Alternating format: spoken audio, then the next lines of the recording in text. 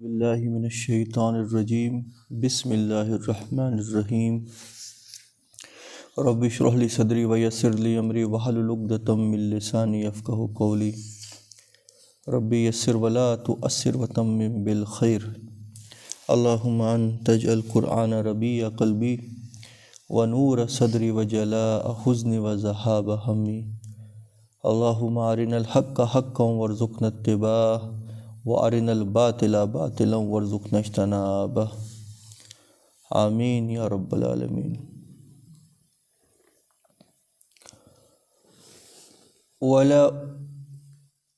وَلَوِ اتَّبَعَ الْحَقُّ أَهْوَاءَهُمْ لَفَسَدَتِ السَّمَاوَاتُ وَالْأَرْضُ وَمَنْ فِيهِنَّ بَلْ آتَيْنَاهُمْ بِذِكْرِهِمْ فَهُمْ عَنْ ذِكْرِهِمْ مُعْرِضُونَ۔ أَمْ تَسْأَلُهُمْ خَرْجًا فَخَرَاجُ رَبِّكَ خَيْرٌ وَهُوَ خَيْرُ الرَّازِقِينَ۔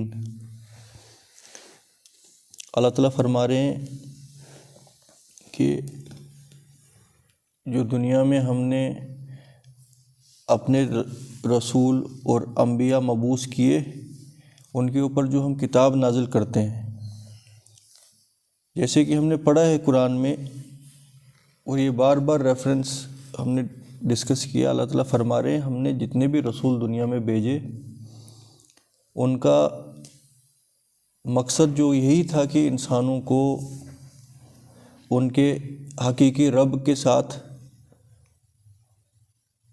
ملائیں، ان کے حقیقی رب کے ساتھ انٹروڈیوس کروائیں، اپنے رب کی وہ معرفت حاصل کریں انسان، اور اس کے بعد یہ معرفت حاصل کرنے کے بعد رزلٹ کیا نکلے کہ اللہ تعالیٰ کے حکموں کو بجا لائے، اللہ تعالیٰ کے حکموں کو امپلیمنٹ کرے، جس کی وجہ سے لِیَکُونَ النَّاسَ بِالْقِسْطِ، انسانیت عدل اور انصاف کے اوپر اسٹیبلش ہو جائے۔ عیسیٰ علیہ السلام کا ایک قول ہے انجیل کے اندر، Thy kingdom come, thy shall be done on earth as it is in heavens، کہ اے میرے مالک، تیری جو حکومت آسمانوں کے اوپر ہے، وہی حکومت زمین کے اوپر بھی امپلیمنٹ ہو۔ یعنی کہ جہاں جہاں اللہ تعالیٰ نے اتھارٹی اپنے ہاتھ میں رکھی ہے نا کمپلیٹ، وہاں پہ کسی بھی قسم کی کوئی بھی ایکسپلائٹیشن نہیں ہے، کوئی ناپاکی نہیں ہے، خالی ہر چیز پیور ہی پیور ہے۔ جیسے فرشتے آپ دیکھ لیں، وہ بھی تو مخلوق ہے، مگر ان کے اندر اللہ تعالیٰ نے فری ول نہیں رکھی ہے، کچھ بھی خود مختاری نہیں رکھی ہے۔ آپ دیکھیے کتنے پرفیکٹلی وہ ہر چیز انجام دیتے ہیں، اللہ تعالیٰ کے ہر حکم کو کس طریقے سے وہ بجا لاتے ہیں، ہر چیز کی ڈیوٹی میں فرشتے لگے ہوئے ہیں۔ تو جو بھی نیچرل فینامناز اللہ تعالیٰ نے اپنے کنٹرول میں رکھے ہیں، وہ سارے کے سارے عدل اور انصاف کے ساتھ چل رہے ہیں۔ زمین اور آسمان آپ دیکھیے، آپ خلا کے اندر دیکھیے کیا بیلنس ہے، ایک ایک ستارہ ایسے فکس کیا گیا ہے آسمان میں کہ دنیا کے اندر زندگی برقرار رہے۔ بیلنس آف یونیورس، کہ اگر 1 سینٹی میٹر بھی ہیر پھیر ہو جائے اس بیلنس میں تو تہس نہس ہو جائے گا سارا کچھ۔ اور چاند 1 سینٹی میٹر زمین کے قریب اگر آ جائے، 1 سینٹی میٹر، تو پھر آہستہ آہستہ یہ زمین کی گریوٹی اس کو کھینچ لے گی اپنے اندر، پھر کیا بچے گا زمین میں اگر چاند کے برابر بم گر جائے زمین پہ۔ تو اللہ تعالیٰ رسولوں کو جب مبعوث کرتے ہیں نا، ایک جگہ پہ آیا ہے لِیَکُونَ النَّاسَ بِالْقِسْطِ، کہ انسانیت عدل اور انصاف پہ قائم ہو، اور جب عدل انصاف وہ قائم کرے گی تب جا کے اس زمین کے اوپر بھی اسی طریقے سے جو ہے پاکیزگی اور ہر کسی کا حق اس کو مل جائے گا، جس طریقے سے ان چیزوں میں ہے جو اللہ تعالیٰ نے اپنی جوریڈکشن میں رکھی ہے۔ جیسے پانی کا برسنا ہے، یہ کسی انسان کے کنٹرول میں نہیں ہے، تو لہٰذا پوری دنیا کے اوپر یہ پانی جو ہے آلٹرنیٹ طریقوں سے برستا رہتا ہے، اس مقدار کے حساب سے جیسے اللہ نے طے کی ہے۔ اگر یہ کنٹرول کسی اور کے ہاتھ میں آ جائے، فار ایگزامپل جس پانی کے برسنے کا، تو پانی خالی امیر ملکوں میں برسے گا، امیروں کے گھروں میں برسے گا، غریبوں کے یہاں نہیں برسے گا۔ اسی لیے رسولوں کو اللہ تعالیٰ نے جو قانون دیے وہ اس لیے دیے کہ جس طریقے سے باقی تمام کائنات کے اندر اللہ تعالیٰ کے جو حکم ہیں ان سے عدل اور انصاف قائم ہوا، میں نے جو انسان کو بھیجا ہے دنیا میں ان کے اندر ایک فری ول رکھی، ایک خود مختاری رکھی، پھر ان کو ذہنی صلاحیت سے نوازا، ایسی صلاحیت کی میں نے جو پوری کائنات میں کسی اور کو نہیں بخشی مخلوق کو، اور اس سے بڑھ کر اپنی روح میں سے میں نے اس کے اندر کچھ پھونکا، اور پھر میں آزمانا چاہتا ہوں کہ کیا یہ بنا مجھے دیکھے مجھے پہچانیں گے، میرے سے محبت کریں گے، میرا حق بجا لائیں گے، اور میرا حق بجا لانے کے بعد میرے حکموں کی پیروی کریں گے۔ جب وہ ایسا کریں گے تبھی اس روئے زمین کے اوپر ویسے ہی عدل قائم ہو سکتا ہے جیسے باقی کائنات کے اوپر عدل قائم ہوا ہے۔ اور ہمیں پتہ ہے ہر رسول کی جو بھی امتیں ہوتی تھیں ان میں اکثر اور بیشتر لوگوں نے اللہ کے رسولوں کو جھٹلایا، اور جھٹلایا اس بنیاد پر کہ جو اللہ کی طرف سے حکم نازل ہوتے تھے وہ ان کے حلق سے نیچے اترتے نہیں تھے، کیونکہ اس میں کہیں نہ کہیں ان کی جو مفاد پرستی کے اوپر زد پڑتی تھی، دنیا پرستی کے اندر کچھ نہ کچھ ان کو محسوس ہوتا تھا، ہمیں لاس ہو جائے گا اگر ہم نے یہ بات مانی۔ وہ چاہتے تھے کہ رسول کسی طریقے سے اس بات کو بدلیں، کچھ فلیکسیبلٹی لائیں، اور ہمارے حساب سے وہ جو ہے مولڈ ہو جائے جو حقیقت اللہ کی طرف سے نازل ہوئی، یعنی جو ہمارے اپنے حکم ہیں، جو قانون ہیں، اسی حساب سے اللہ بھی اپنے جو احکام نازل کرتا ہے وہ مولڈ کر دے۔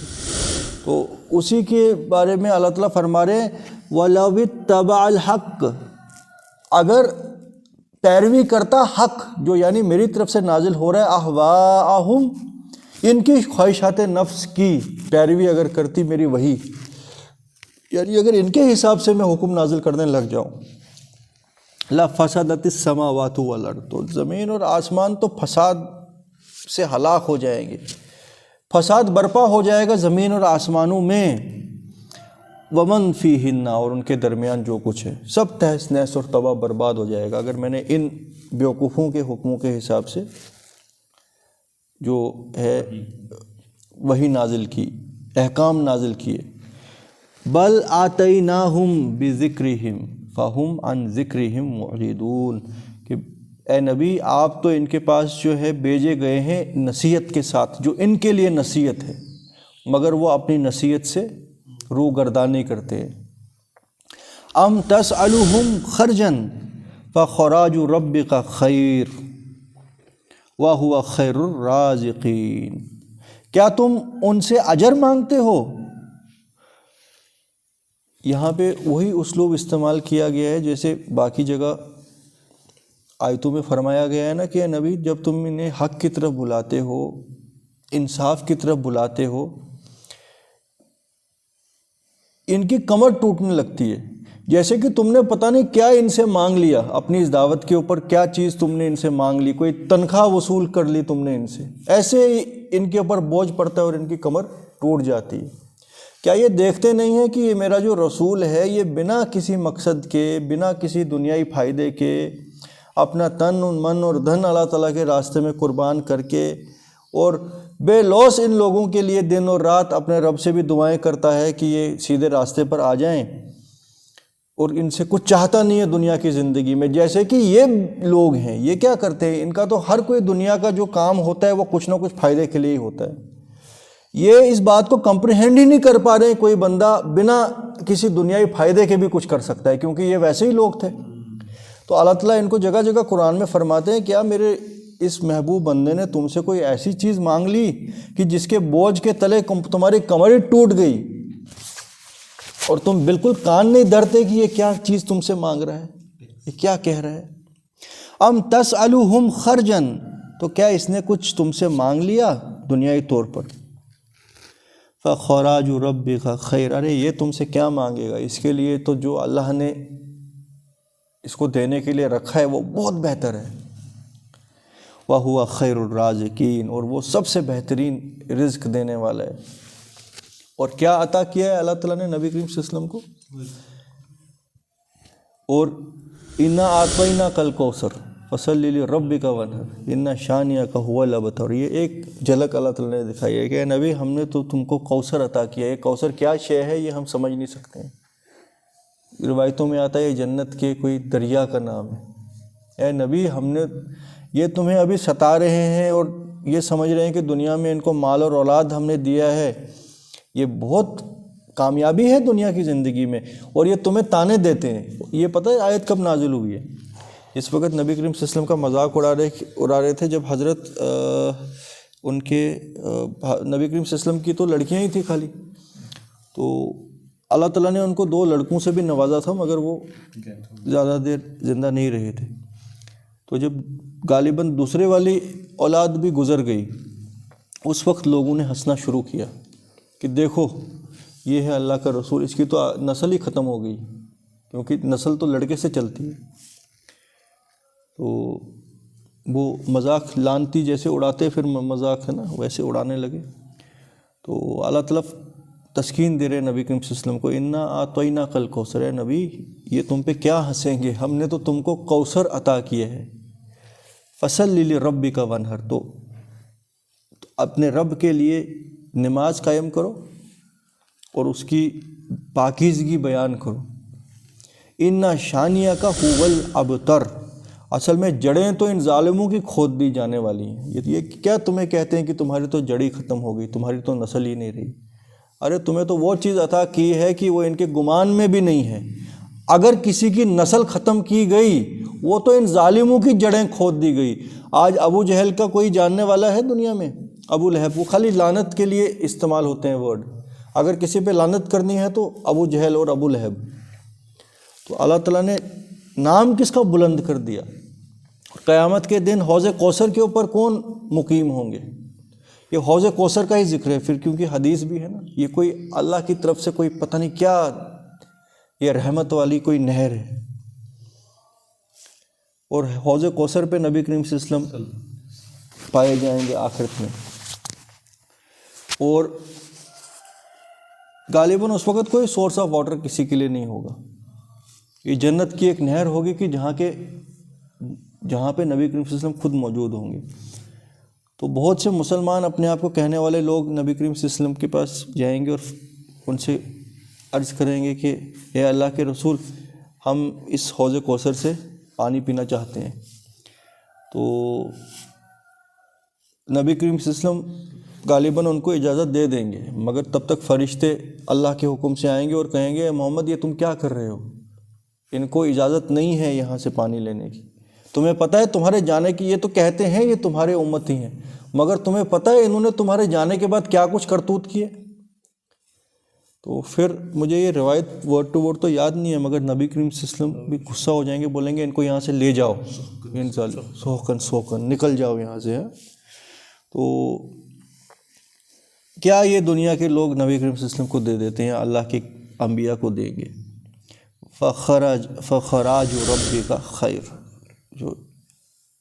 تو جو تمہارا رب تمہیں عطا کرے گا، اخراج جو معاوضہ دے گا تمہیں وہ اس کام پر جو تم نے اپنا تن اور من اور دھن اللہ کے راستے میں قربان کیا ہے، اس کا کیا ہی کہنا، وہ بہتر ہے۔ وَهُوَ خَيْرُ الرَّازِقِينَ، وہی سب سے بہترین رزق دینے والا ہے۔ وَإِنَّكَ لَتَدْعُوهُمْ إِلَىٰ صِرَاطٍ مُسْتَقِيمٍ، اور اس میں کوئی شک نہیں ہے کہ تم ان کو بلا رہے ہو سیدھے راستے کی طرف، اپنے رب کی رضا کی طرف، یعنی تمہاری دعوت کے اندر کسی قسم کی کوئی کمی نہیں ہے۔ بے شک جس چیز کی تم دعوت دے رہے ہو وہ سیدھا راستہ ہی ہے۔ اب ان لوگوں کی حلق سے وہ نہیں اتر رہا، یہ ان کی پرابلم ہے، تمہیں اس میں کوئی اپڈیٹ کرنے کی ضرورت نہیں ہے۔ وَإِنَّكَ لَتَدْعُوهُمْ إِلَىٰ صِرَاطٍ مُسْتَقِيمٍ، یہ سیدھا راستہ ہے۔ اس کو ذرا پچھلی آیت کے ساتھ کمپیئر کرو جو ہم نے سب سے پہلے وَلَوِ اتَّبَعَ الْحَقَّ، کہ یہ جو تم دعوت دے رہے ہو یہ تو ہے سیدھا راستہ اور حق، مگر ان کو یہ پسند نہیں آتا، یہ چاہتے ہیں کہ خواہشات نفس کے حساب سے ہم اس کو تھوڑا سا مولڈ کر لیں۔ وَإِنَّ الَّذِينَ لَا يُؤْمِنُونَ بِالْآخِرَةِ عَنِ الصِّرَاطِ لَنَاكِبُونَ، اور جو لوگ ایمان نہیں رکھتے آخرت کے دن پر، جزا اور سزا کے دن پر۔ وہ چاہتے ہیں دنیا کی زندگی میں ہی جو ہو سو ہو، یعنی جو ان کے بگڑے ہوئے طریقے ہیں انہی کے اوپر وہ زندگی گزارتے رہیں۔ وہی جو ہیں اس سیدھے راستے سے ہٹے ہوئے ہوتے ہیں، بھٹکے ہوئے ہوتے ہیں، منہ پھیرتے ہیں، کیونکہ یہ سیدھا راستہ جو ہے یہ ان کو سمجھ نہیں آتا ہے۔ اس لیے سمجھ نہیں آتا ہے کیونکہ ان کے کرتوت ایسے ہوتے ہیں کہ وہ کیا اللہ کو منہ دکھائیں گے قیامت کے دن۔ انہوں نے تو دنیا کے اندر دھجیاں اڑائی ہوتی ہیں عدل اور انصاف کی، اخلاق کی۔ وہ تو دنیا پرستی میں ایسے غرق ہوتے ہیں، انہوں نے تو کبھی یہ سوچا نہیں ہوتا ہے کہ جو میں کر رہا ہوں اس کا رزلٹ باقیوں پہ کیا پڑ رہا ہے۔ اور وَلَوْ رَحِمْنَاهُمْ وَكَشَفْنَا مَا بِهِمْ مِنْ ضُرٍّ لَلَجُّوا فِي طُغْيَانِهِمْ يَعْمَهُونَ، اور اگر ہم ان پر رحم کریں اور جو ان پر تکلیف ہے وہ دور کر دیں تو وہ اپنی سرکشی پر الٹ جائیں گے، بھٹکتے پھریں گے۔ یہاں سے یہ آیت سے ہی ہمیں پتہ لگ جاتا ہے کہ کیونکہ سورۃ المومنون بھی مکی سورہ ہے، جب نبی کریم صلی اللہ علیہ وسلم کے خلاف ان کی جو قوم تھی ان کا جو بیہیویئر تھا یہ بہت انٹینس ہو گیا، غالباً اللہ کی طرف سے پھر مکہ کے اندر قحط پڑ گیا تھا ایک بار، ایز اے ان کو پنشمنٹ کہ یہ عاجز ہو جائیں۔ کیونکہ جب ایک انسان کسی مصیبت میں پڑ جاتا ہے نا اس وقت تھوڑا سا دل اس کا نرم ہوتا ہے۔ آپ دیکھتے ہیں جب کوئی ہاسپٹل میں آتے ہیں بڑے سے بڑا تکبری بھی ہوتا ہے، وہاں پہ ان کی جو ہے نا کندھے جھکے ہوئے ہوتے ہیں، تھوڑی عاجزی آتی ہے۔ جب تھوڑے وہ اپنے وہ جو ایلیٹ سرکل سے جب باہر نکلتے ہیں نا، جب اپنے وہ کمفرٹ زون سے باہر نکلتے ہیں تو تھوڑا سا ان کے دل کے اندر یہ چیز پیدا ہوتی ہے، یار میں اپنے آپ کو جو مرضی سمجھوں ہوں تو میں انسانی، دیکھو پیٹ درد ہو گیا تو آنا پڑا ہسپتال ہی الٹرا ساؤنڈ کروانے، اب پتہ نہیں کیا نکل جائے گا اندر سے، اللہ رحمی کرے، سب ٹھیک ہونا چاہیے۔ تو قرآن کے اندر بھی کافی جگہ یہ ہے کہ ہم ان کو عذاب میں مبتلا کرتے ہیں دنیا میں تاکہ یہ عاجز ہو جائیں اور ان کے دل نرم ہو جائیں اور یہ رسول کی بات سننے کے لیے تیار رہیں، کیونکہ یہ اپنی مستی میں یہ جو دبکے ہوئے گدھوں کی طرح مست ہیں اس نشے کے اندر، تو یہ تو کان بھی نہیں دھر رہے ہیں کہ یہ میرا محبوب بندہ ان سے کیا کہہ رہا ہے، تو لہٰذا تھوڑا سا ان کو جھٹکا دو۔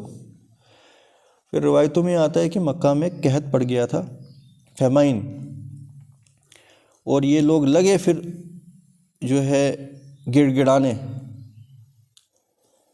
نبی کریم صلی اللہ علیہ وسلم سے بھی غالباً فرمانے لگے کہ تو بھی اپنے رب سے دعا کر کہ یہ قحط ہم سے دور ہو جائے، مگر نیت ان کی یہ نہیں تھی۔ جس طرح فرعون کی قوم نے بھی موسیٰ علیہ السلام کو یہ کہا تھا نا کہ یہ مصیبتیں جو یہ 7 قسم کی آفات ان کے اوپر اللہ کی طرف سے نازل ہو گئی تھی، جس میں سے ایک تو یہ تھی کہ ان کا دریائے نیل پورا خون کا بن گیا تھا اور جہاں سے وہ پانی نکالتے وہ خون کا۔ پھر مینڈک کروڑوں لاکھوں سینکڑوں کی تعداد میں ان کے گھروں کے اندر بھی جو برتن وہ اٹھائیں وہاں سے مینڈک، اور اس کے بعد ٹڈیاں، لوکسٹ، پوری کی پوری فصلیں۔ وہ ٹڈی دل کیسے تھے کہ جہاں سے وہ اڑتے تھے نا وہاں پورا گرین اگر ہو کچھ ہی سیکنڈ کے اندر وہ ساری فصل پھنا کر کے تو جیسے آگ لگ گئی ہوتی تھی اس فصل کو۔ لوکسٹ تو اٹیک آج کل بھی ہوتے ہیں، یہاں پہ اٹیک ہوتے ہیں بولتے ہیں وہاں والوں نے یہاں بھیجا، وہاں پہ جب اٹیک ہوتے ہیں بولتے ہیں یہاں والوں نے وہاں بھیجا، اللہ تعالیٰ نے بھیجا وہ ان کے دماغ میں نہیں ہے۔ اسی طرح ان کا بھی یہی کچھ سلسلہ تھا۔ پھر جوئیں پڑ گئی وہاں فرعونیوں کو، گندوں کو، تو چمڑی اداڑنے لگے وہ کھجلی کر کر کے اور بیماریوں سے۔ تو پھر وہ ہر بار یہی کرتے کہ اے موسیٰ اپنے رب سے کہ اس عذاب کو دور کر کہ ہم اب تسلیم کرتے ہیں۔ ایک جگہ تو پھر ان کا وہ بغض اور حسد اس طرح آیا ہے کہ اے ساحر اپنے رب سے کہہ کہ اس عذاب کو دور کر ہم ایمان لے آتے ہیں۔ وہاں سے دل کی آگ میں وہ بھی نکل گیا کہ اے ساحر، اے جادوگر، تو اپنے رب سے کہہ کہ اس عذاب کو دور کر۔ تو مطلب ان کی نیت مانگتے مانگتے بھی یہ نہیں تھی، اس وقت کہتے کہتے بھی نہیں تھی کہ ہم سدھرنے والے ہیں، مگر بغض کے انداز میں پھر بھی اللہ تعالیٰ ان کو موقع دیتا رہا، ایک عذاب کے بعد دوسرے کے دوران ٹائم دیا سدھرنے کا، نہیں سدھرے تو پھر آخر کار تو غرق ہو گئے سارے۔ اسی طرح سے محسوس ہوتا ہے کہ اللہ تعالیٰ فرما رہے ہیں کہ اگر ہم دور کر دیں اس مصیبت کو، ضروں تکلیف کو، لَلَجُّوا فِي طُغْيَانِهِمْ يَعْمَهُونَ، طغیان، دیکھو طغیانی الفاظ آ گئے ہیں یہاں، ساری ٹرمز موجود ہیں، طاغوت، طغیان، طغا۔ اللہ تعالیٰ نے جتنے بھی اس کے ٹینسز ہوتے ہیں نا طاغوت کے، قرآن میں ہر جگہ ڈال دیے، اس سے منہ نہیں پھیرا جا سکتا، کوئی اس سے کھیل تماشا نہیں کر سکتا کہ بھائی نماز روزہ حج زکوٰۃ ٹکرے مارو یہی دین ہے۔ فی طغیانہم یعمہون، یہ اپنی طغیانی کے اندر پھر سے بھٹکنے لگیں گے۔ ایک تو اس کا یہ میننگ، ٹھیک ہے، یہ آیت کا روایتوں میں ہے، ویسے مکہ میں قحط پڑ گیا تھا، مگر اس کا یہ بھی مطلب ہوتا ہے کہ جن لوگوں کو اللہ تعالیٰ کی آیتوں سے نصیحت کی جائے اور وہ تکبر کریں، پھر اللہ تعالیٰ ان کو دنیا کے اندر کسی مصیبت یا کسی تکلیف یا کسی آفات کے اندر مبتلا کر دیتے ہیں۔ اور اس وقت جیسے کل ہی ہم ڈسکس کر رہے تھے نا، جب کوئی آفات آتی ہے، تکلیف آتی ہے، انسان عاجز ہو جاتا ہے، مگر جیسے ہی وہ دور ہو جاتی ہے پھر وہ اپنی طغیانی اور سرکشی میں مگن ہو جاتا ہے، مبتلا ہو جاتا ہے۔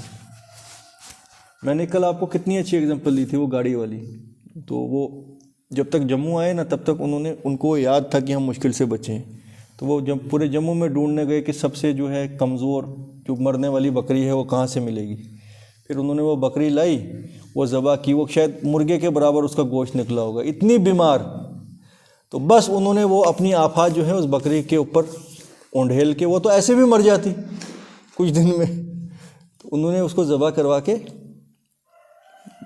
تقسیم کر دیا فی سبیل اللہ، تو اس کے بعد مگن ہو گئے، ابھی تک وہ اپنی طغیانی میں ہی مگن ہے۔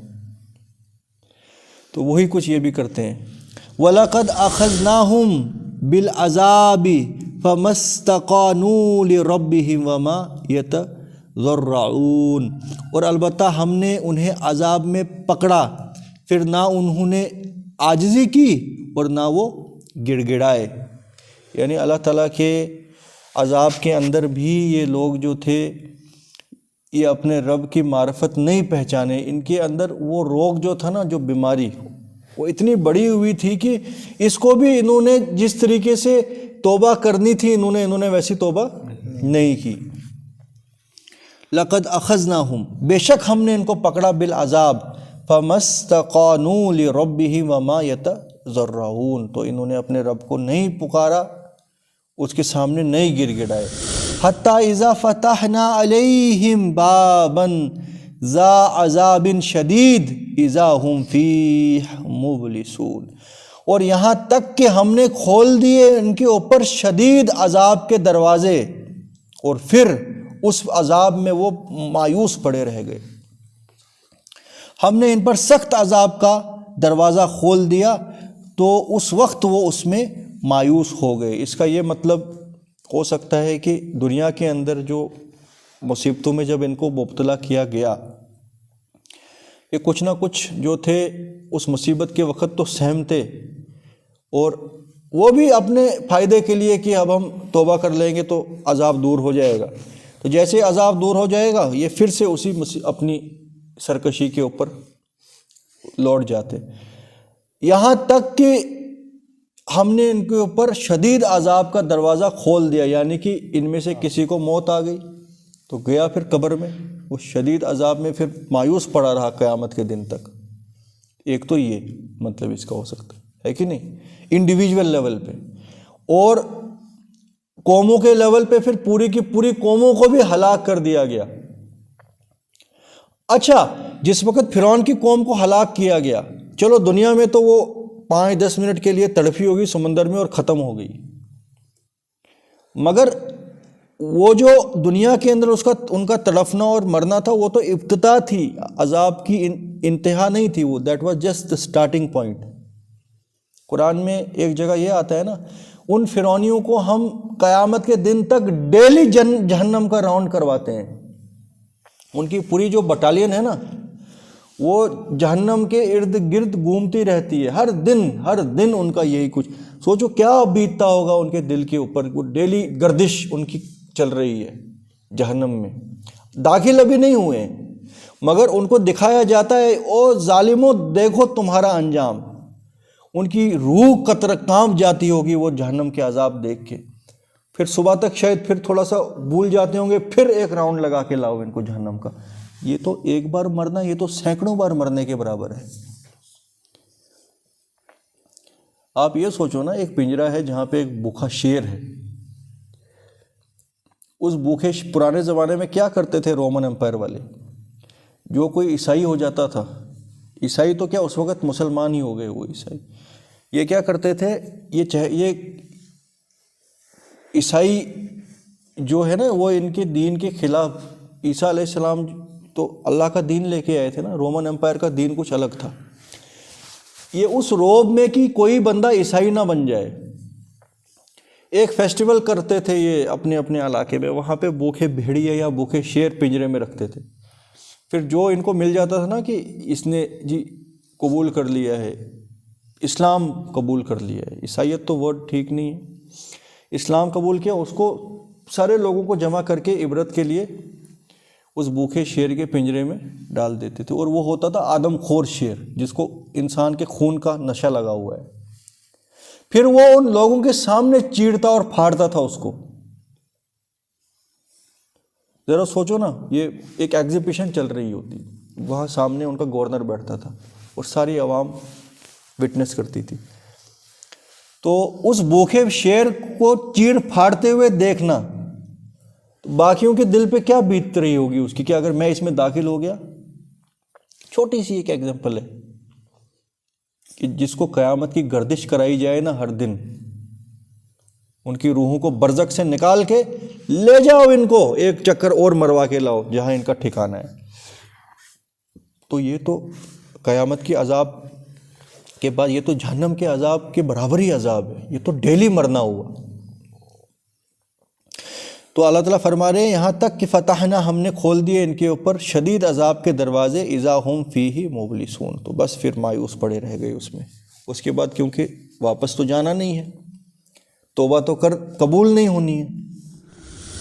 وَهُوَ الَّذِي أَنشَأَ لَكُمُ السَّمْعَ وَالْأَبْصَارَ وَالْأَفْئِدَةَ قَلِيلًا مَا تَشْكُرُونَ، کہ اور بے شک اللہ وہی ہے جس نے تمہارے لیے بنائی سمع، سب سے پہلے انشاء لکم، بنائی تمہارے لیے سننے کی قوت تمہیں عطا کی، کان اور آنکھیں دیکھنے کی صلاحیت عطا کی، والافئدہ، اور تمہیں انسان بنایا اور تمہارے اندر روح پھونکی، سچ اور جھوٹ کا فرق کر سکتے ہو تم، دل تمہارے لیے بنائے.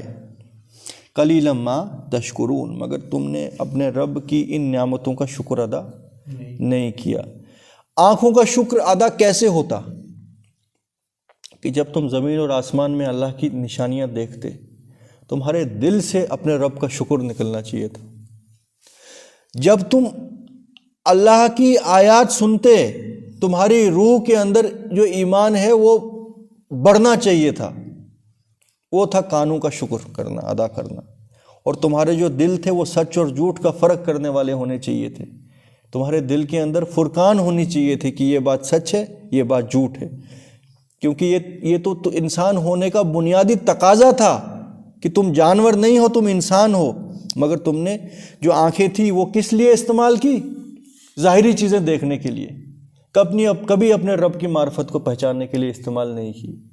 کان کس لیے استعمال کیے؟ اپنے دنیائی مقصد چلانے کے لیے استعمال کیے، فضول باتیں سننے کے لیے، فضول کام کرنے کے لیے. یہ تم نے ساری صلاحیتیں استعمال کی. تو لہٰذا سمن بکمن امیون، جیسے قرآن میں آتا ہے کہ یہ جو ہیں ان کی آنکھیں تو ہیں مگر یہ اس سے حقیقت دیکھ نہیں سکتے ہیں. جیسے قرآن میں ہی دوسری جگہ آتا ہے نا، انہا لا تعمل ابصار ولکن تعمل قلوب التی فی الصدور، کہ نبی اصل میں ان کی آنکھیں اندھی نہیں ہیں، اندھے تو ان کے دل ہیں جو ان کے سینوں کے اندر ہیں، دل کا اندھا ہونا. تو لہٰذا ایک انسان ہے، اس کے پاس کان بھی ہیں، آنکھیں بھی ہیں، دل بھی ہے، سب کچھ ہے. مگر اس نے اپنے رب کو پہچانا نہیں، تو لہٰذا وہ اندھا، گونگا اور بہرا ہے، وہ اسی حساب سے زندگی گزار دے گا۔ اس کی آنکھیں ہیں مگر جانوروں کی جیسی آنکھیں، جیسے راستے میں کوئی کتا یا بلی ہو، اگر گاڑی آئے وہ بھی تو اپنی جان بچانے کے لیے کراس کر لیتے ہیں، ہے کہ نہیں؟ وہی آنکھیں ان کی بھی ہیں، وہ بھی وہی کچھ کام کرنے کے لیے ان آنکھوں کو استعمال کر رہے ہیں، جبکہ ایک انسان جو ہے وہ ان آنکھوں کا استعمال اپنے رب کو پہچاننے کے لیے، اس کی نعمتوں کو دیکھنے کے لیے، جیسے قرآن میں سنوریہم آیاتنا فی الآفاق وفی انفسہم حتی یتبین لہم انہ الحق، کہ ہم ضرور بضرور ان کو اپنی نشانیاں دکھاتے رہتے اور دکھائیں گے، صبح و شام، دن اور رات، آسمانوں میں بھی اور ان کی اپنی جانوں کے اندر بھی، یہاں تک کہ یہ بات ان کے سامنے ثابت ہو جائے کہ اللہ حق ہے اور یہ اللہ کی کتاب حق ہے۔ تو مگر قلیلا ما تشکرون، یہ لوگ کم ہی اللہ کا شکر کرتے ہیں۔ وَهُوَ الَّذِي زَرَعَكُمْ فِي الْأَرْضِ وَإِلَيْهِ تُحْشَرُونَ، وہی تو ہے جس نے تمہیں زمین میں پھیلا دیا یا پھیلنے دیا، اور ہمیشہ یہاں نہیں رہو گے، اسی کی طرف تمہیں لوٹ کے جمع کیا جائے گا۔ وَهُوَ الَّذِي يُحْيِي وَيُمِيتُ، وہی تو ہے جو زندہ بھی کرتا ہے اور موت بھی دیتا ہے۔ وَهُوَ اخْتِلَافُ اللَّيْلِ وَالنَّهَارِ، اور اسی کے لیے ہے، اسی کے کرنے سے ہے رات اور دن کا آنا اور جانا۔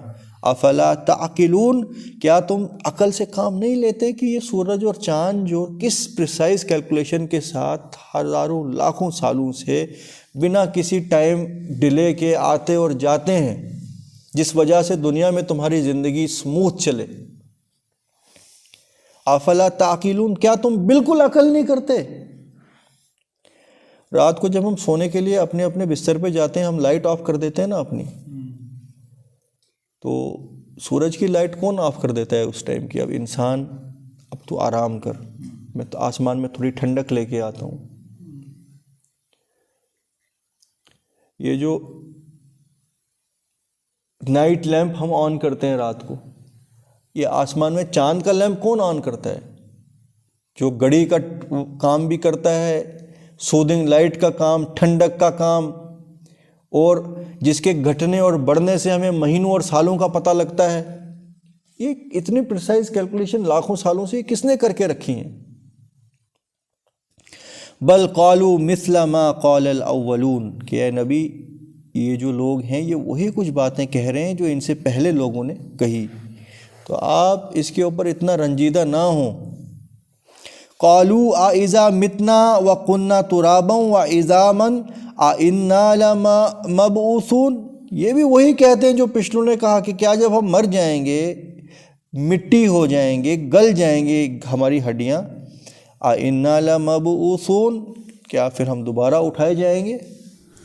لقد وعدنا نحن وآباؤنا ھذا، ارے یہ کہانیاں ہمیں ہمارے باپ دادا نے بھی سنائی تھی، ھذا من قبل، اس سے پہلے بھی، ان ھذا الا اساطیر الاولین، یہ پرانے زمانے کی کہانیاں تم ہمیں سناتے ہو۔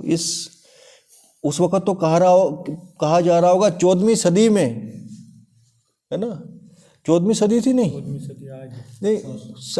کون سی صدی تھی وہ نبی کریم صلی اللہ علیہ وسلم کے دور میں؟ 7ویں صدی۔ یہ 7ویں صدی کے دور میں ایسی باتیں کرتا ہے، یہ کہتے ہیں تمہیں دوبارہ اٹھا لیا جائے گا۔ آج تو 21ویں ہے نا ان کے حساب سے، اس وقت کون سی تھی ان کے حساب سے؟ 7ویں صدی۔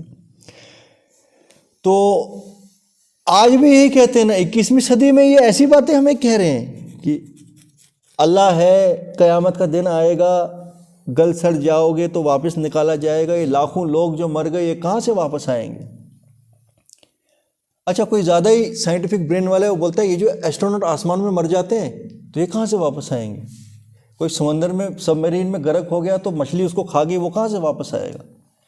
اس جو زیادہ سائنٹیفک ٹیمپرمنٹ والے ہیں کہ دنیا کے باہر بھی لوگ جا رہے ہیں، اب تو بات ہی نہیں ہے واپس آنے کی، اور وہیں سے گھسیٹ کے لایا جائے گا جہاں بھی تم ہو، اس کی ٹینشن تم چھوڑ دو، یہ اللہ تعالیٰ کا کام ہے، کہاں سے لانا ہے کیا نہیں، تم اپنے کرتوت درست کرو۔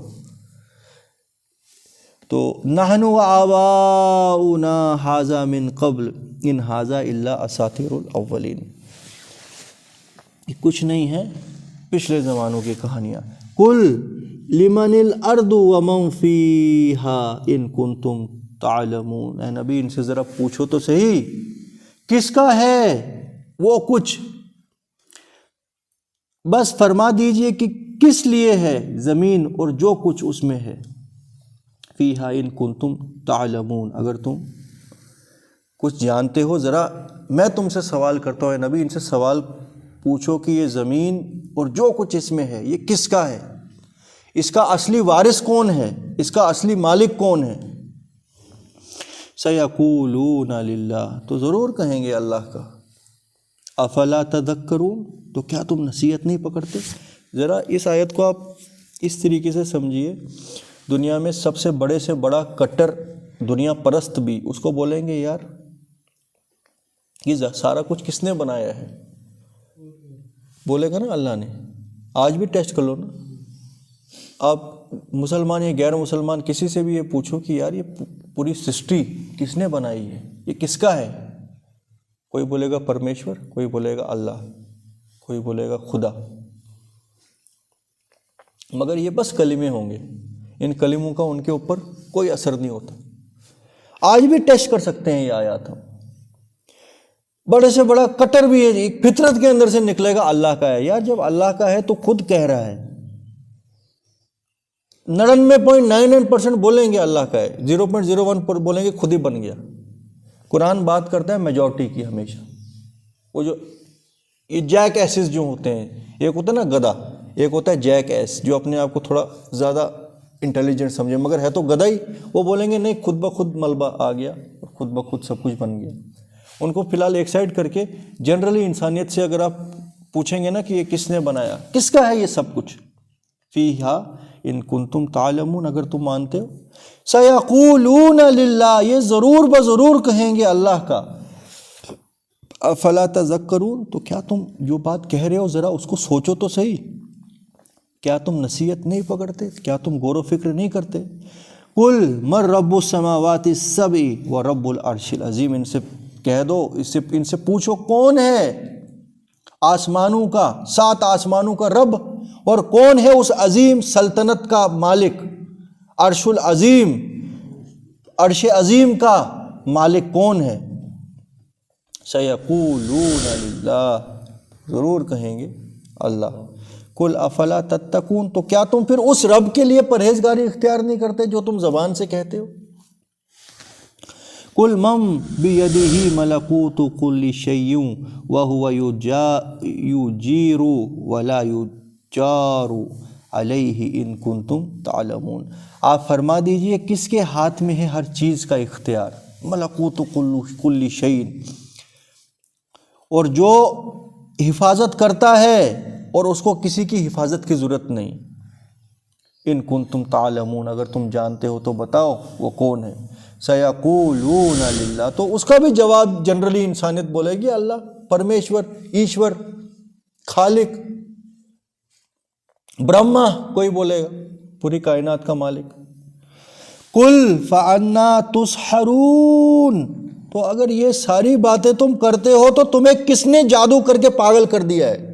یہ کہتے پاگل کس کو تھے معاذ اللہ، نبی صلی اللہ علیہ وسلم کو بولتے تھے نا یہ اس کے اوپر جی آصف کا سایہ ہے، کوئی جادو ہو گیا ہے، تو لہٰذا ان کا دماغ اب اپنے کنٹرول میں نہیں ہے. تو اللہ تعالیٰ یہ سارے سوال پوچھ کے دیکھو کس طریقے سے جو باتیں نبی صلی اللہ علیہ وسلم کو کہتے ہیں نا، اللہ تعالیٰ ان کو جواب دے رہا ہے.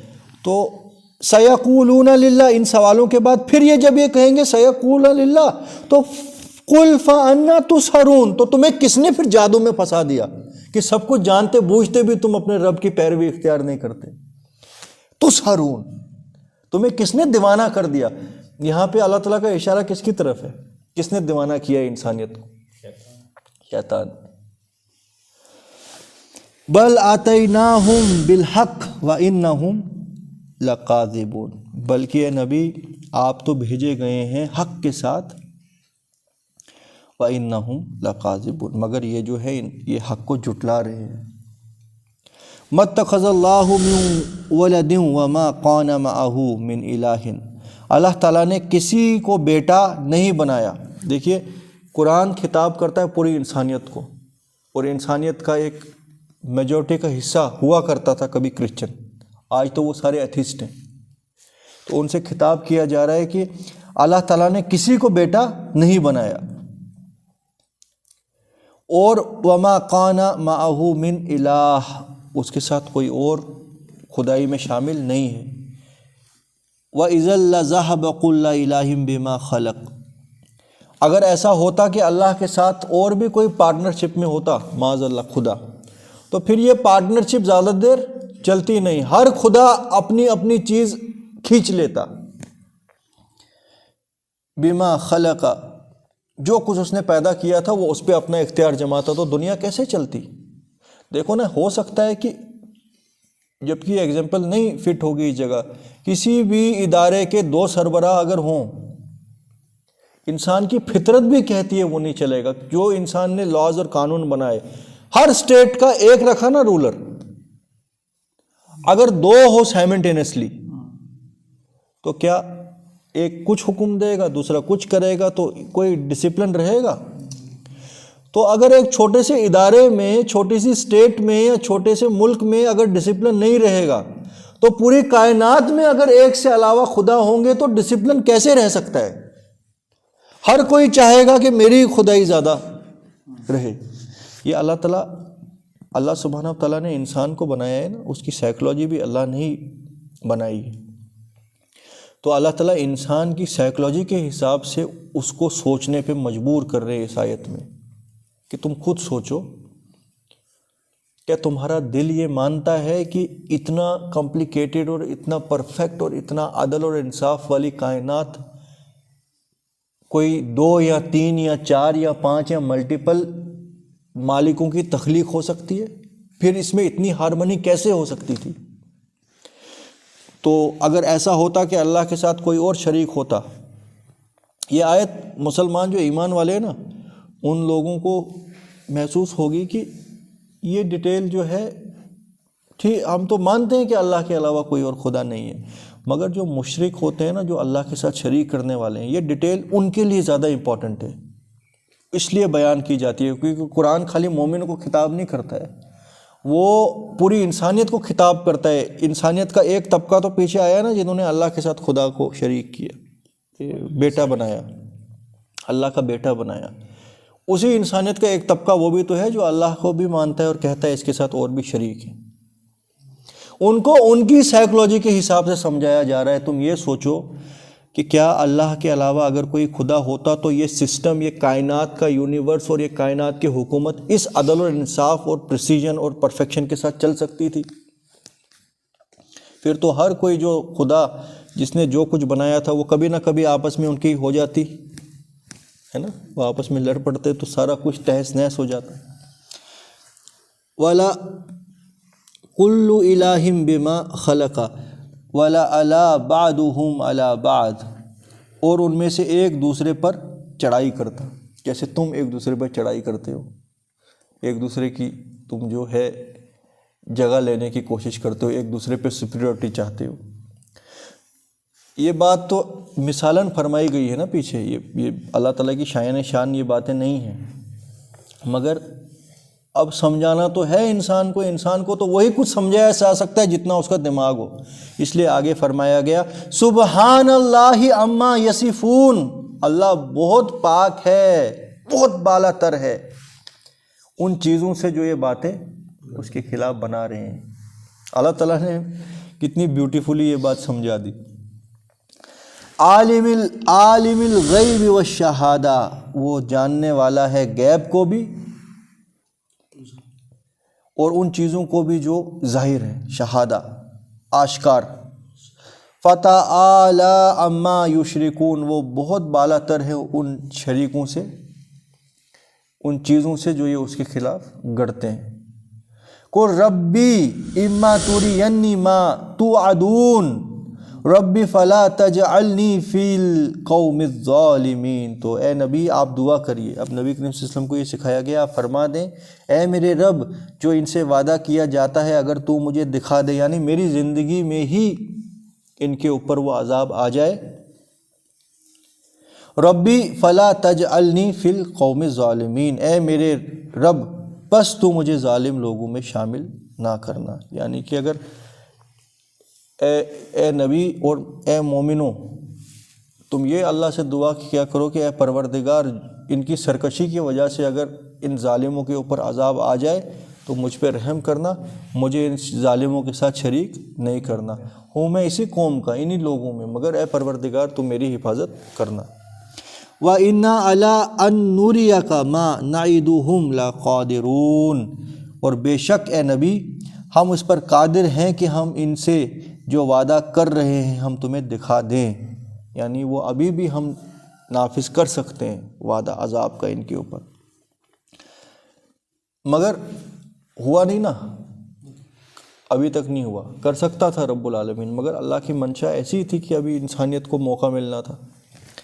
پھر انسٹرکشنز دی گئی ہیں نبی کریم صلی اللہ علیہ وسلم کو اور تمام مسلمانوں کو, ادفع باللتی ہی احسن السیئہ, تم اچھی اور بھلائی سے برائی کو دفع کرو, یعنی ریپلیس کرو بھلائی کو برائی سے. ہاں نیند چڑھ گئی ہے. تم دفع کرو برائی کو بھلائی سے, یعنی تم بری چیز کا بدلہ اچھائی سے دو. ٹھیک ہے. نحن اعلم بما یصفون, اور تم دکھی مت ہو جاؤ, پریشان نہ ہو جاؤ, ہم سب کچھ جانتے ہیں جو یہ بکواس گڑھتے ہیں. آپ کو یہ اس میں تڑپنے کی اور ایکسپلین کرنے کی ہمیں ضرورت نہیں ہے کہ یہ کیا کچھ کر رہے ہیں.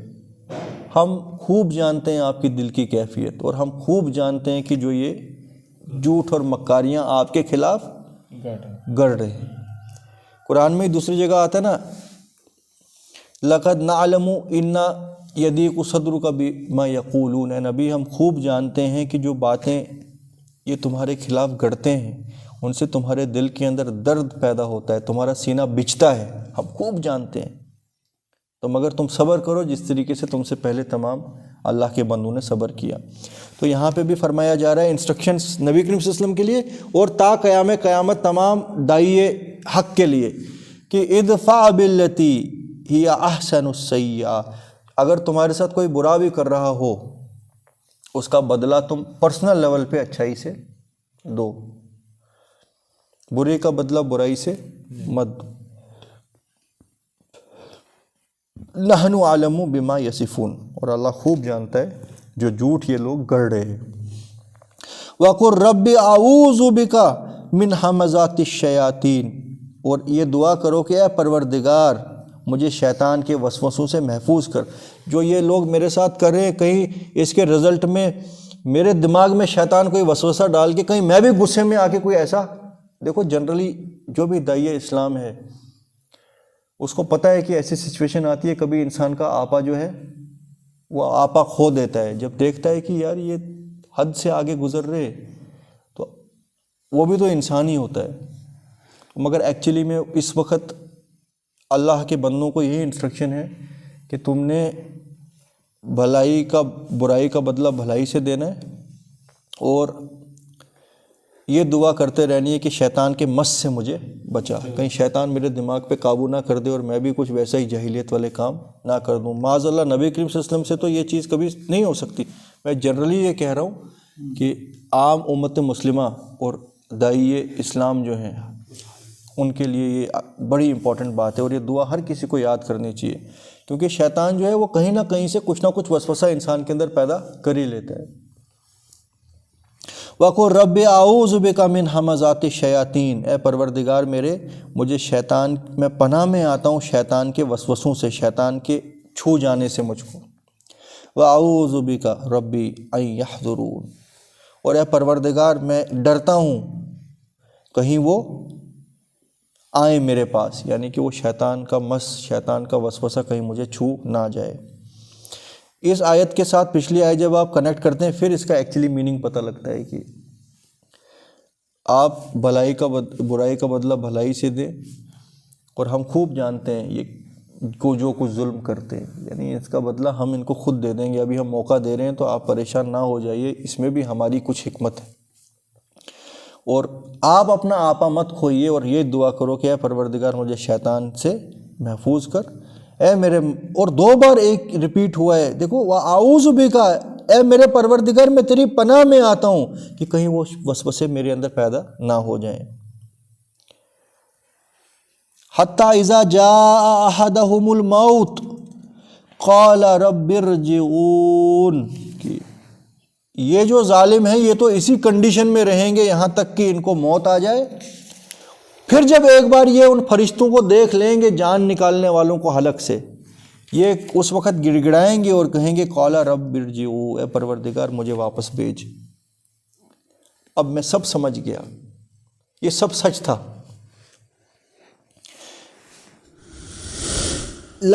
لَعَلِّي أَعْمَلُ صَالِحًا فِيمَا تَرَكْتُ، اے پروردگار اب میں سب سمجھ گیا، مجھے واپس بھیج کہ جو کام میں نہیں کر رہا تھا، جو میں نے چھوڑے ہوئے تھے وہ کام میں کروں۔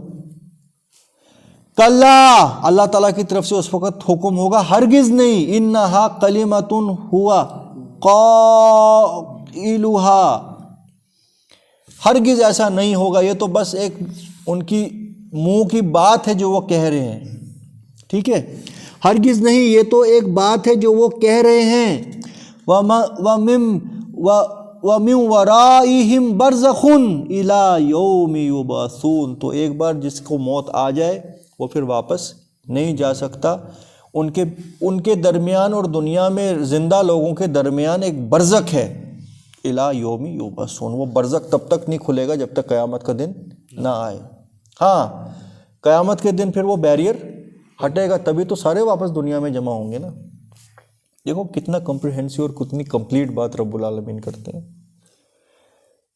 اگر یہاں یوم یبعثون نہیں یہاں تک یہ ہوتا تو ٹھیک ہے، پھر بھی سمجھنے والے سمجھ جاتے کہ یہ اب کبھی واپس نہیں آ سکتے جو ایک بار گزر گئے، تو مگر کمپلیٹ بات کرنی ہوتی ہے نا، ایک دن آئیں گے واپس، یوم یبعثون۔ تو عالم برزخ جو ہے اس کا ذکر بھی قرآن میں آ گیا۔ اللہ تعالیٰ فرما رہے ہیں، یہ کہیں جس وقت ان میں سے کسی کو موت آئے گی یہ کہیں گے اے پروردگار، اے پاک پالنہار ہمارے، ہمیں واپس بھیج تاکہ ہم وہی کچھ عمل کریں کہ جو تو نے ہمیں حکم دیا تھا اور جو ہم نے چھوڑ دیے تھے۔ اس وقت ان سے کہا جائے گا ہرگز نہیں، یہ تمہاری بس منہ کی ایک بڑ ہے جو تم آج کر رہے ہو، تم واپس ہرگز نہیں جا سکتے، کیونکہ اب قیامت کے دن تک تمہارے اور دنیا کی زندگی، زندہ لوگوں اور مردے لوگوں کے بیچ میں ایک بیریئر ہے، وہ واپس اب نہیں جاتے۔ اس کا مطلب یہاں سے یہ بھی ثابت ہوتا ہے کہ ایک بار جو دنیا سے چلا جائے پھر اس کی روح کو اجازت ہی نہیں ہے کہ دنیا میں آئے، ہے کہ نہیں؟ الا ماشاء اللہ، ہو سکتا ہے اس میں کوئی ایکسیپشن ہو۔ فَإِذَا نُفِخَ فِي الصُّورِ فَلَا أَنْسَابَ بَيْنَهُمْ يَوْمَئِذٍ وَلَا يَتَسَاءَلُونَ، پھر جب وہ سور میں پھونک ماری جائے گی، یعنی کہ وہ قیامت کی گھڑی قائم ہو جائے گی، یعنی وہ بگل بج جائے گا کہ اب حساب کا دن شروع، تو نہ رشتے رہیں گے اس دن ان کے درمیان اور نہ کوئی ایک دوسرے کو پوچھے گا۔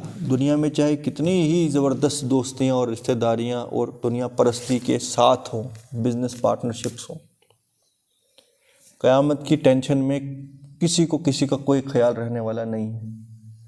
دوسری جگہ تو قرآن میں یہ ہے یوم یفر المرء من اخی و امہ و ابی و صاحبتہ و بنی، اس دن ایک انسان بھاگے گا اپنے بھائی سے، اپنے دوستوں سے، اپنے رشتہ داروں سے، اپنے باپ سے، اپنی ماں سے، اپنی بیوی سے اور اپنی اولاد تک سے۔ پوری لسٹ بتائی ہے کہ سب سے پہلے ٹینشن جب ہوتی ہے دنیا میں انسان کس کو چھوڑتا ہے؟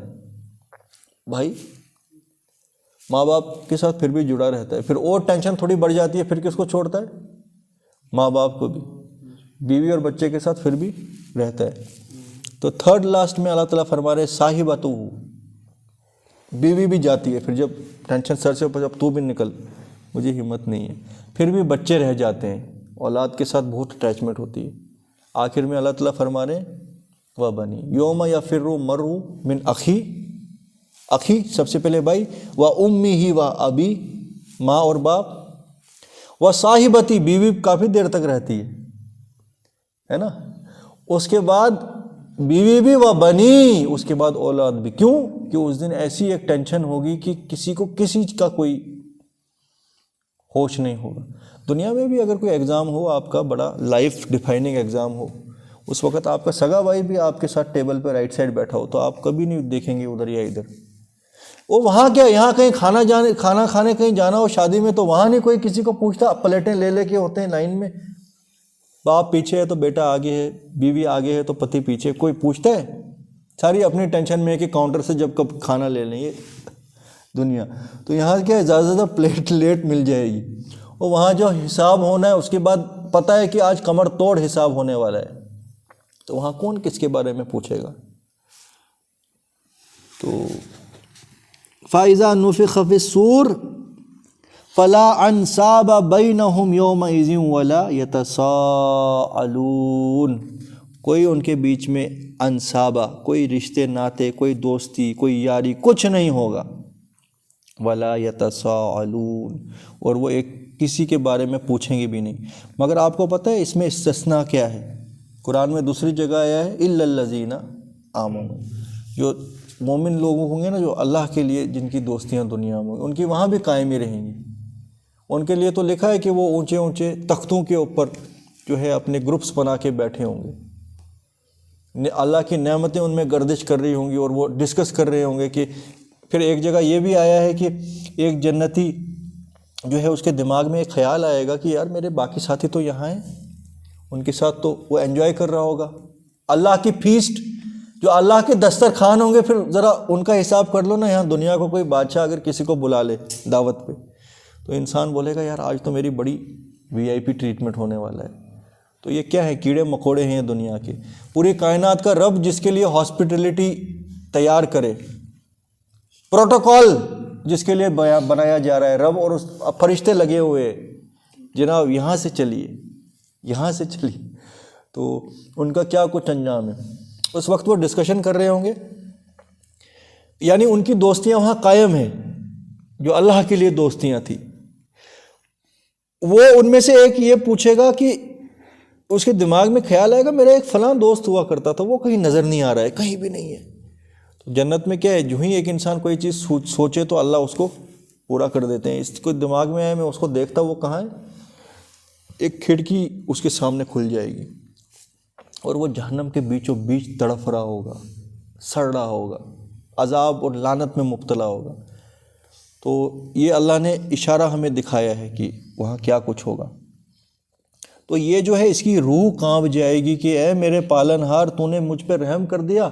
یہ تو تقریباً مجھے بھی اپنے ساتھ وہیں لے جاتا، کہ اگر میرے رب نے مجھ پہ رحم نہ کیا ہوتا، تو نے تو مجھے پھسلا ہی دیا تھا. یعنی تو نے کہا تھا نا کہ یار دیکھی جائے گی، ابھی جوانی کا وقت ہے، بعد میں دیکھ لیں گے، توبہ کر لیں گے، ابھی فی الحال انجوائے کر. اور کس نے دیکھا کہ جنت یا جہنم ہے بھی؟ فی الحال دنیا ہے، اس میں سب کچھ کر لو. ابھی کیا بوڑھوں والی باتیں تم کرتے ہو. اور وہ ورڈ استعمال آیا ہے کتا، کچھ ایسا کتا، بس تو نے تو مجھے پھسلا ہی دیا تھا. اگر میرے رب نے میری حفاظت نہ کی ہوتی تو، اور اے میرے پروردگار تیرا لاکھ لاکھ شکر ہے، اب میں دوبارہ مروں گا نہیں. یعنی کہ جو ہو گیا سو ہو گیا، رزلٹ کارڈ میرے ہاتھ میں ہے. تو کہیں خدا نہ خواستہ اگر اس کے بعد کہیں اور کچھ ایگزام ہو تو میں تو یہ حال دیکھ کے دنگ رہ گیا. تو وہی چیز وَلَا يَتَسَاءَلُونَ، یہاں لکھا ہے کہ یہ ظالم تو کسی کے بارے میں پوچھیں گے نہیں، مگر قرآن میں دوسری جگہ ہے مومن جو ہیں وہ پوچھیں گے. فَمَنْ ثَقُلَتْ مَوَازِينُهُ فَأُولَٰئِكَ هُمُ الْمُفْلِحُونَ. تو جس کسی کے وہاں پہ پلڑے نیکی کے بھاری ہوں گے تو وہ ہیں وہ لوگ جو کامیابی پا گئے، فلاح پا گئے. جو زندگی کا مقصد تھا ان کا دنیا میں بیچنے کا، انہوں نے اس کو حاصل کر لیا. وَمَنْ خَفَّتْ مَوَازِينُهُ فَأُولَٰئِكَ الَّذِينَ خَسِرُوا أَنفُسَهُمْ فِي جَهَنَّمَ خَالِدُونَ. اور رہے وہ لوگ جن کے نیکی کے پلڑے ہلکے ہوں گے. تو یہ وہ لوگ ہیں جنہوں نے خسارہ، اپنے آپ کو خسارے میں ڈال دیا، اور یہ ہمیشہ جہنم میں رہیں گے ابدی طور پر، ہمیشہ ہمیشہ ہمیشہ کے لیے. سبحان اللہ و بحمدہ سبحان اللہ العظیم اللہم صلی اللہ سیدنا محمد وعلی آل سیدنا محمد کما صلیت علی ابراہیم وعلی آل ابراہیم انک حمید مجید اللہم آنس وحشتی فی قبر اللہم ارحمنی بالقرآن العظیم واجعلہ لی اماما ونورا وہدا ورحمہ اللہم ذکرنی منہ ما نسیت وعلمنی منہ ما جہلت وارزقنی تلاوتہ آناء اللیل وآناء النہار واجعلہ لی حجۃ یا رب العالمین لا الہ الا انت سبحانک انی کنت من الظالمین ربنا اجعلنا من عبادک الذین مخلصین ربنا اجعلنا من عبادک الذین من ثقلت موازینہ فاولئک هم المفلحون سبحان اللہ و بحمدہ سبحان اللہ العظیم وصدق المرسلین والحمد للہ رب العالمین.